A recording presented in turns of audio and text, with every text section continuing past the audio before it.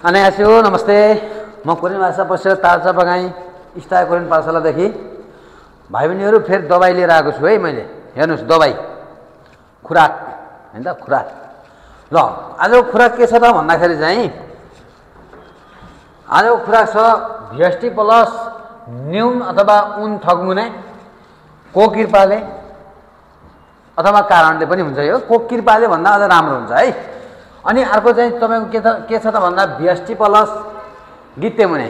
अब यो अस्ति पनि गरेको यसको अर्थ अलिकति यसको चाहिँ थोरै फरक देखिन्छ। त्यही भएर यसलाई चाहिँ तपाईहरुको त्यो मनको खुल्दुली हटाइहालौं भन्ने भएको भएर हामीले बनाएका छौं। अब यो गित्ते मुने प्लस VST प्लस चाहिँ थग्मुने।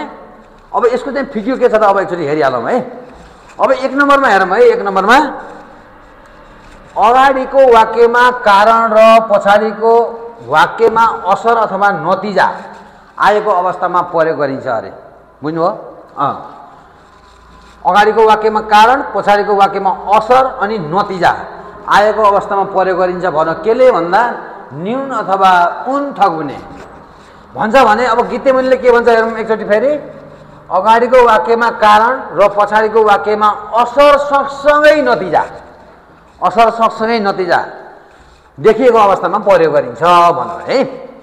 अब दुई नम्बरमा ध्यान दिएर हेर्नु होला है। तपाईहरुले यसको डिफरेन्स मैले छोटो गराएको छु। यसको लामो चाहिँ अब रामायण भन्न त मिल्दैन। अब लामो लामै हुन्छन् तर तपाईले बुझ्ने भाषामा छोटो गराएको छु है। दुईमा के छ त भन्दा यो न्यून अथवा उन थग्मुने सकारात्मक कारण अनि सकारात्मक नतिजा दुईटै प्लस पोजिटिभ हुनुपर्छ भनेको यसले है। सकारात्मक कारण अनि सकारात्मक नतिजा देखिएको अवस्थामा प्रयोग गरिन्छ भनेर भन्नु है। भने यो गित्ते मुनिले के भन्छ फेरि हेरौँ त। अब नकारात्मक सँगसँगै अथवा सकारात्मक दुईटै कारण चाहिँ देखिने अवस्थामा भयो भने अथवा अवस्था हुँदाखेरि के त भन्दाखेरि VST प्लस गित्ते मुने प्रयोग गरिन्छ है। अनि तीन नम्बरमा हेरौँ। अब फेरि थग्मुनिले के भन्छ। अब यो चाहिँ एक्सन VST अथवा एक्सन भर्ब क्रिया नेपालीमा कोरियनमा थोङ्सा अंग्रेजीमा एक्सन भर्ब हैन त यसरी बुझ्नु होला। यसमा मात्रै अथवा क्रियामा मात्र प्रयोग गरिन्छ भनेको हैन। एक्सनमा अथवा क्रियामा मात्रै प्रयोग गरिन्छ भने यो गित्ते मुने के हुन्छ त भन्दाखेरि यो गित्ते मुने चाहिँ फेरि क्रिया अनि विशेषण क्रिया नु अनि हुनु पुरो बुझ्नु भयो नि। नु भनेको एक्सन भर्ब हुनु भनेको चाहिँ क्रिया विशेषण हो। यो दुवैमा लागेर चाहिँ प्रयोग गरिन्छ। तपाईको समस्याको समाधान भइसक्यो होला अब हैन भाइ नि। भाइले भन्नुभएको छ भइसक्यो भन्नुभयो। ल भनेपछि अब यसो एकचोटि फोगी हेरेपछि क्लियर भइन्छ नि त हामी हैन त। फोगी हेरिहालौँ नि त। अब नोट छ यहाँ। नोट हेरौँ है। नोट फेरि के छ त भन्दाखेरि हामीले थग्मुनेको बारेमा बनाएको छौँ। यो थग्मुने ग्रामर अरूलाई आभार अथवा कृपा जस्ता वा तपाईको कृपाले गर्दाखेरि भनेर भन्नु पर्दा प्रयोग गरिन्छ अरे। अनि यो ग्रामर खेइन भनेको के हो? खेइन भनेको व्यक्तिगत आफूमा हैन ममा अथवा व्यक्तिगत अवस्थामा चाहिँ लाग्दैन अथवा मेरो कृपाले भन्न मिलेन के।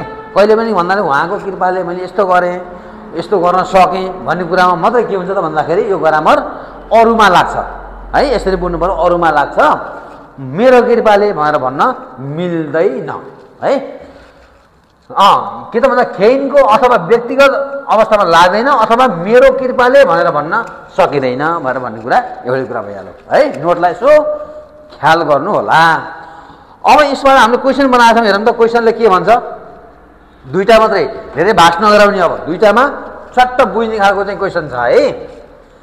ल हेरौँ। अब क्वेसनमा छ संसिङ निमी भन्छ सरले हैन गुरु सरले छाल राम्रो डट सियामुल हातका खिस्सयो पास भए हैन त। अब हेरौँ है। खारु छिगिते मुने हैन सिकाइदिनु भएको मेरो अक्षर त्यति राम्रो छैन तपाईले मिलाउनु होला है। बुझिसक्नु भयो। सिकाइदिनु भएको कारणले भन्ने कुरा भयो। गीते मुनि आएपछि कारण भयो। अनि खारो छिन थक्मुने सिकाइदिनु भएको कृपाले, सिकाइदिनु भएको हैन त कृपाले भन्ने कुरा भयो। अनि फेउगिते मुने सिकेको कारणले भन्छ, फेरि सिकेको कारणले भन्छ। अनि हिमदुल्गिते मुने भन, फेरि गाह्रो भएको कारणले। अरे हिमदुल लान गाह्रो हुनु हो कि होइन? हो नि त, होइन? अब भनेपछि अब सरले राम्ररी, सरले भन्छ के भयो, गुरुजीले राम्रोसँग चाहिँ के भन्नु पर्यो, अब आफै पनि बुझिहाल्नु भयो। खारु छिन थक्मुने, उहाँले चाहिँ गुरुले चाहिँ सिकाइदिनु भएको कृपाले गर्दा सिंहमूल एक्जाम हाप्यो के सहयोग पास भएँ। यस्तै खालको क्वेसन फेरि बनाउँदाखेरि तपाईँहरूको उसमा चाहिँ आउनुपर्छ है। ठ्याक्क पास भएँ भनेर तपाईँ हाम्रो चाहिँ ठ्याक्क यहाँ कुराकानी भएको एउटा भिडियोहरू हामीले सेयर गर्नुपर्छ भाइ बहिनी है। त रमेशजी हो नि त? ल अब आफ्नो तलपट्टि हेरौँ अब है। अब 2 मा के भन्छ भन्दा कम्प्युटर खेउगुल भन, फेरि कम्प्युटर तालिम फादुल्ते भन्छ प्राप्त गर्दाखेरि लिँदाखेरि भनेको है। उरी नारा माल्लो हाम्रो देशको भाषामा खोङछेगे छङ्नियाम्निरा। त्यो नोट कपीमा के त भन्दा अब छङ्नियारा भनेको त व्यवस्थापन गर्नु हो। त्यसमा चाहिँ लेखेर राख्छु, मिलाएर राख्छु, लेख्छु अथवा राख्छु भन्छ, टिपेर राख्छु भन्ने कुरा भयो है। अनि इरखे हामेन यसरी यस्तो कुराहरू गर्यो भने, यसरी चाहिँ गर्यो भने, यसरी यो आफ्नो देशको भाषामा त्यो नोटमा चाहिँ लेखेर राख्यो भने भनेको यो इरखे हामेन। अनि आल्गी जान्न डट के त नाजुङे हुन्जा पछि एक्लैले खोङ्गु हाल्थे अध्ययन गर्दाखेरि हल्सिन्छ सुन्दा एकदमै राम्रो हुन्छ भनेर भन्नु। बुझिसक्नु भयो होइन त? अब अप्सनमा सुइनुन थग्मुने भन, सुइदा भनेको के हो? सुइदाबाट सुइनुन थग्मुने, सुइदा भनेको आराम गर्नु होइन त? अब आराम गरेको कृपाले भयो त? भएन। अनि हिमदुन थग्मुने, अरे हिमदुल्दा भने के हो त? गाह्रो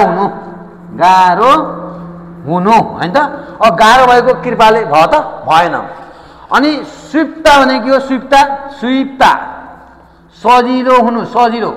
यो सुइदा आराम गर्नु, सुइप्ता सजिलो हुनु। कहिले कहिले झुक्याउँछ है, यसले ख्याल गर्नु होला है।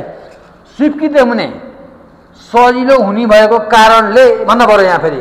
अब हिमदुल्गी त्यो मुनि भनेको चाहिँ गाह्रो हुने भएको कारणले भनेपछि त तपाईँको आफै पनि बुझिहाल्नु भयो। के त भन्दाखेरि चाहिँ यो नोट कपीमा टिपेर राख्यो भने, यसरी चाहिँ नोट कपीमा टिपेर राख्यो भने आल्गी जान्न के भन्नु पर्यो? अब सुइनुन थग्मुने हुने भयो कि सुइप्की तेमुने हुने हो? आफै सुइप्की तेमुने सजिलो हुने भएको कारणले होइन त? सजिलो हुने भएको कारणले सुइप्ता भनेको त सजिलो हुनु हो। सजिलो है, सजिलो हुने भएको कारणले के त भन्दा नाजुङे पछि एक्लैले अध्ययन गर्दाखेरि होल्सिन्छ सुन्दा एकदमै राम्रो हुन्छ। यस्तै खालका क्वेसन आउने हुन्। अब तपाईँले यो क्वेसन चाहिँ यहाँ चाहिँ जान्नुहुन्छ, उहाँ यही क्वेसन आयो भने तिरिमिरी चाहिँ हुने हो। त्यसमा चाहिँ त्यो नआउनु होला, ध्यान दिएर तपाईँहरूले चाहिँ गर्नु होला। अब यस्ता टिप्स अनि हाम्रो भिडियोलाई चाहिँ सब्सक्राइब गर्न नभुल्नु होला र नयाँ कुराहरूको पनि तपाईँहरूको कमेन्टको हामीले अपेक्षा गर्छौँ। सुधार्ने चाहिँ एउटा मौका पनि दिनु होला भन्दै आज म बिदा हुन चाहन्छु। नमस्कार, धन्यवाद।